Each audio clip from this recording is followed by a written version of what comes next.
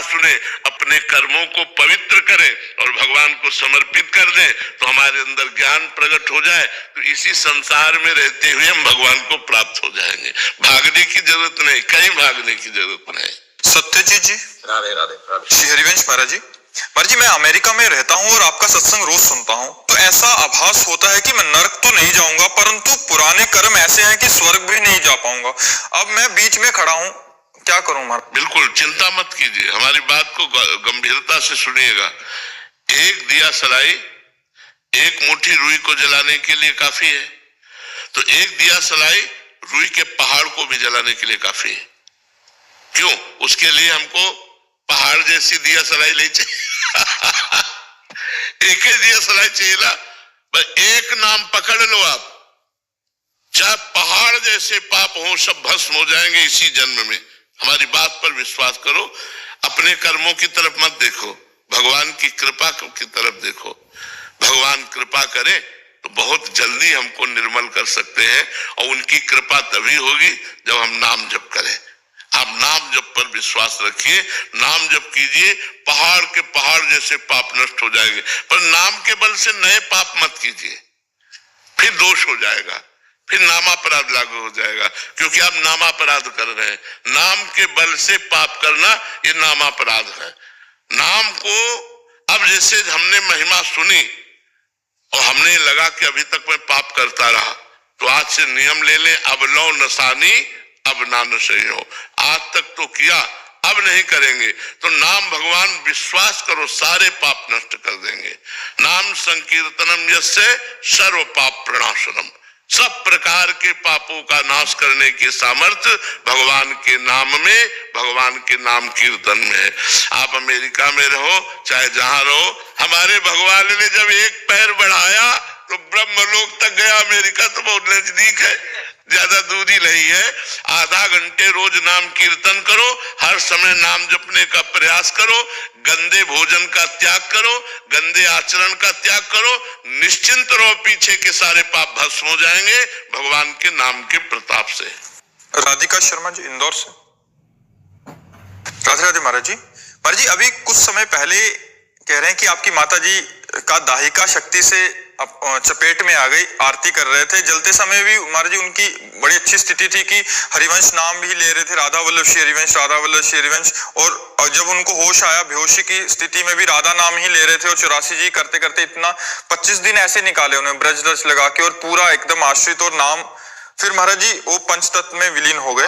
तो कह रहे कि पर महाराज जी कुछ लोग कहते हैं कि 25 दिन तक इतनी पूजा पाठ करते थे, फिर भी वो नहीं, वो लोग क्या जाने, वो लोग क्या जाने। हाँ, अंतिम स्थिति बहुत बढ़िया थी, कह रहे केवल नाम और अंतिम श्वास में भी प्रसन्नता ऊपर सुर नर मुनि, प्रसन्नता ऊपर सोई विजयी, विनयी गुण सागर, तासु सुजस त्रैलोक उजागर, जा पर कृपा राम की होई, ता पर कृपा करे सब कोई।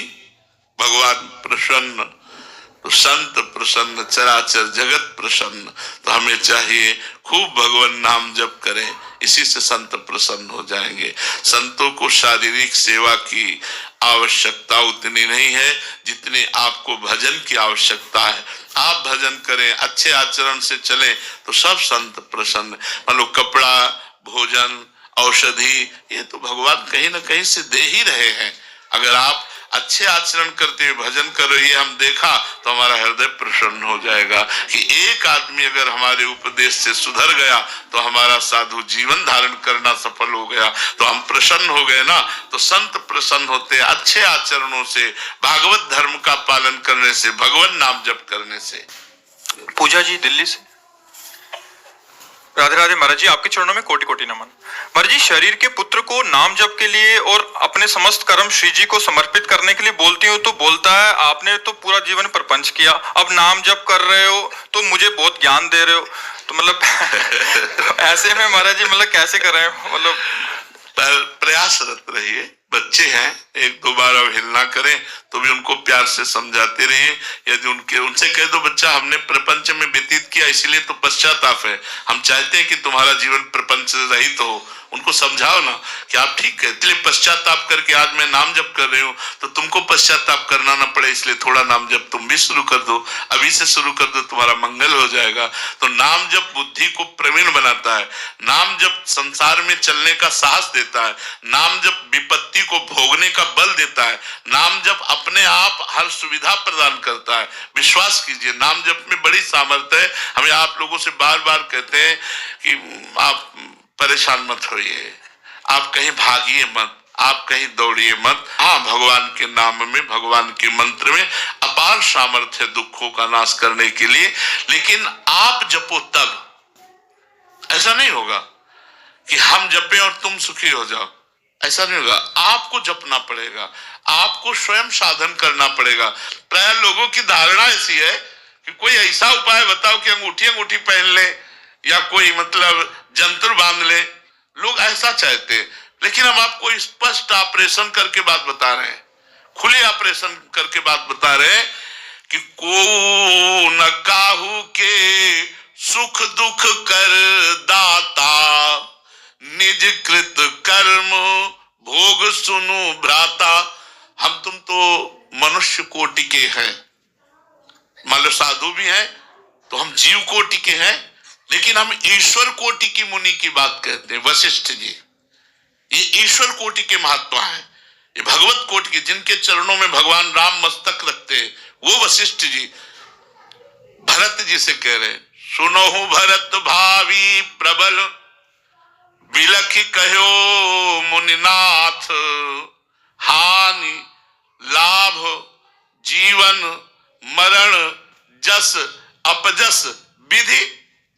है मंत्र, नाम है, भगवान के नाम में बड़ी सामर्थ्य है, इसलिए नाम जप करो। बेकार के इधर उधर की बातों में मत फंसो, कोई तुम्हारे दुख को नहीं मिटा सकता और जेब तुम्हारी खाली करवा सकता है, ये पक्की बात है। दुख मिटाना है तो तुम्हें लगना होगा। पापाचरण बंद करो, शराब पीना बंद करो, मांस खाना बंद करो, पराई बहन बेटी की तरफ गंदी दृष्टि बंद करो, अच्छे आचरण करो, अभी आनंदित हो जाओगे, अभी सुखी हो जाओगे।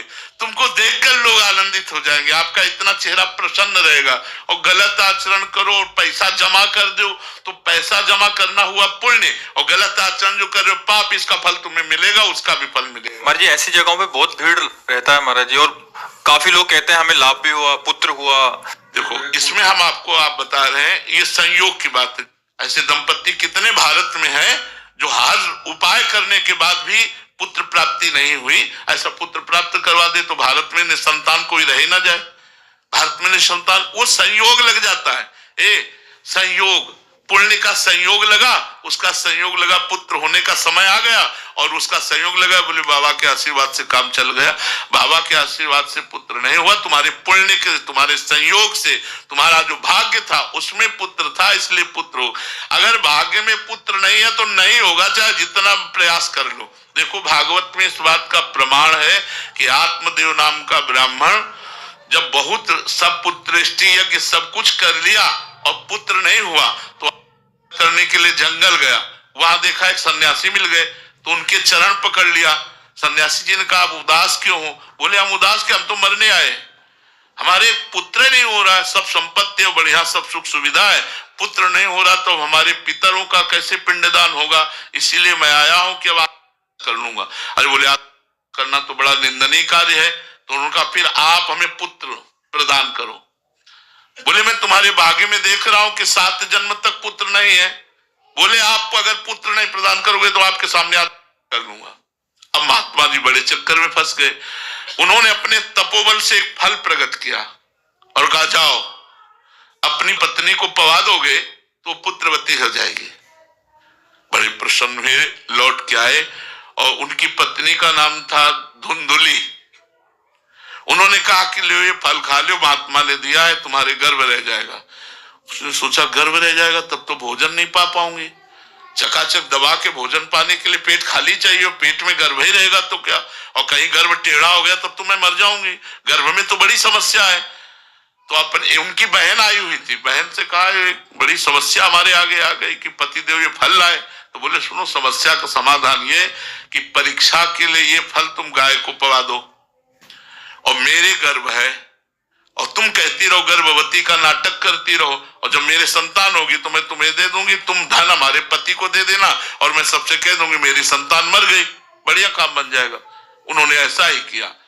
जो संत के द्वारा फल था, देखो उसने नहीं पाया, क्योंकि भाग्य में उसके गर्भ से संतान नहीं लिखी, गाय को पवा दी। तो समय आने पर गोकर्ण जी का प्रादुर्भाव हुआ, और उसकी बहन के जो लड़का पैदा हुआ, उस समय से जब उसके पास आया तो धुंधुली ने अपने नाम से मिलता हुआ नाम धुंधकारी रखा। और सब लोग भागवत चरित्र सुनकर जानते हैं कि धुंधकारी का चरित्र कैसा रहा, घोर महापापी रहा।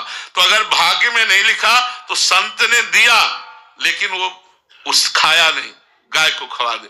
तो हमें लगता है कि हमारे भाग्य का संयोग ऐसा बनता है, हम जहां जाते हैं संत महात्माओं के पास, तो जाना एक सुकृत होता है, और दूसरा हमारे भाग्य का संयोग बनता है, इसलिए हमारी कामनाओं की पूर्ति हो जाती है। नहीं तो बहुत सी ऐसी बातें हैं जो हमारे भाग्य में नहीं है, उसे कोई नहीं लिख सकता, नया भाग्य नहीं निर्माण कर सकता।